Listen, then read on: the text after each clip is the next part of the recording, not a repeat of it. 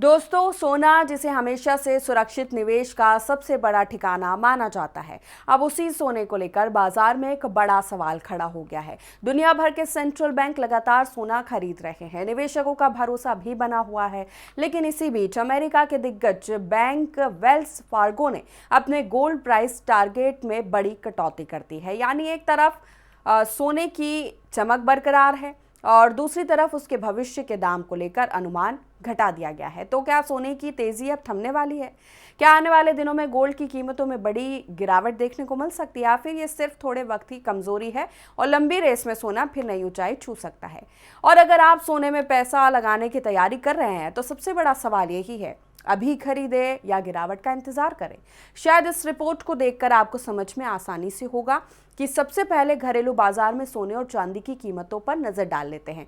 खबर तैयार किए जाने तक गोल्ड फ्यूचर्स में मामूली गिरावट देखने को मिल रही थी। सोना करीब 1,54,100 प्रति 10 ग्राम पर कारोबार कर रहा था। वहीं चांदी में करीब 1.3% की गिरावट थी और चांदी करीब 29,300 प्रति किलो पर ट्रेड कर रही थी। अब आते हैं उस खबर पर जिसने गोल्ड मार्केट में हलचल बढ़ा दी है।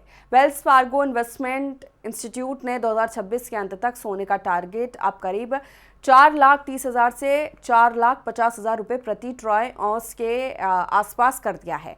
लेकिन असली बात यह है कि इससे पहले बैंक का अनुमान करीब 4,70,000 से 4,90,000 रुपये प्रति ट्रॉय औंस के बीच था। यानी टारगेट रेंज के निचले और ऊपरी दोनों स्तरों में करीब 34,000 रुपये प्रति ट्रॉय औंस की कटौती की गई है। और खास बात यह है कि इस साल वेल्स फार्गो की तरफ से गोल्ड टारगेट में तीसरी कटौती है।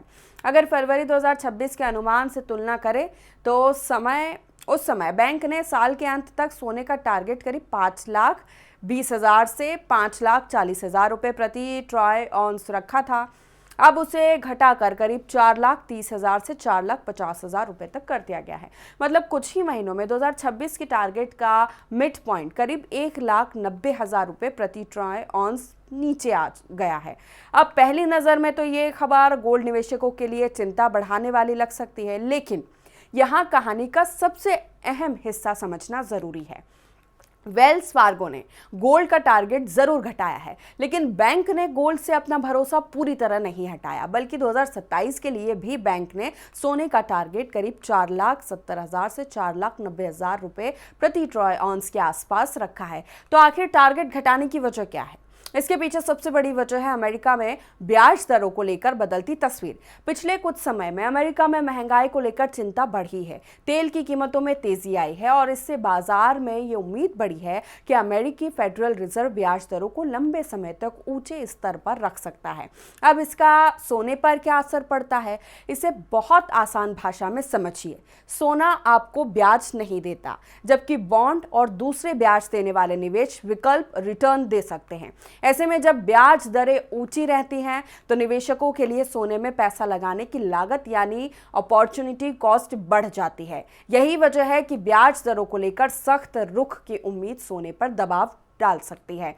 यानी अगर ब्याज दरें लंबे समय तक ऊंची रहती है तो निवेशकों का एक हिस्सा सोने की जगह ब्याज देने वाले निवेश विकल्पों की तरफ जा सकता है।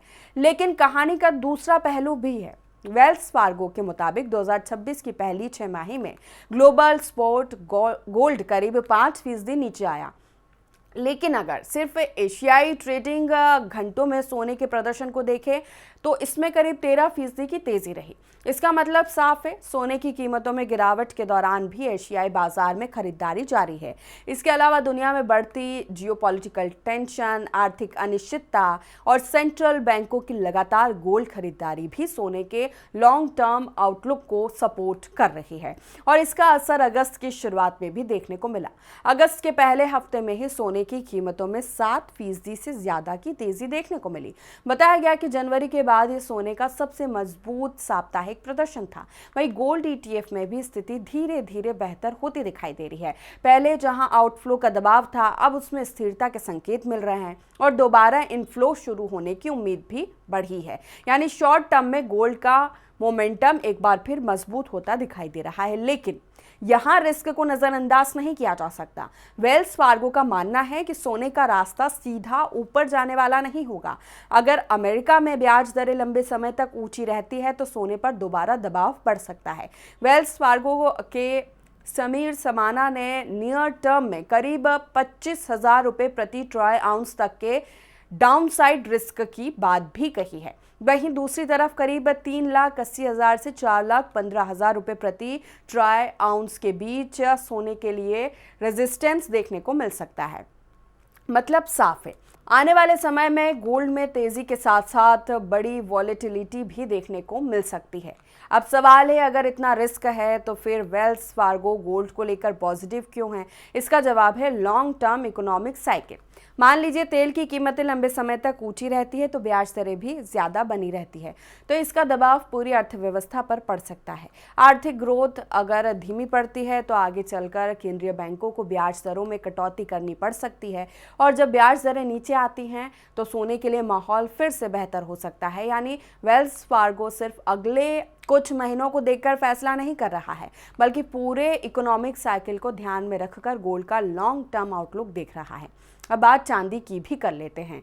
वेल्स फार्गो ने सिर्फ गोल्ड ही नहीं बल्कि पूरे प्रीशियस मेटल सेक्टर को लेकर अपना पॉजिटिव आउटलुक बरकरार रखा है। चांदी के लिए भी आने वाले समय में दो चीज़ें बेहद महत्वपूर्ण रहेंगी। पहली, ब्याज दरें, दूसरी ग्लोबल इकोनॉमिक ग्रोथ।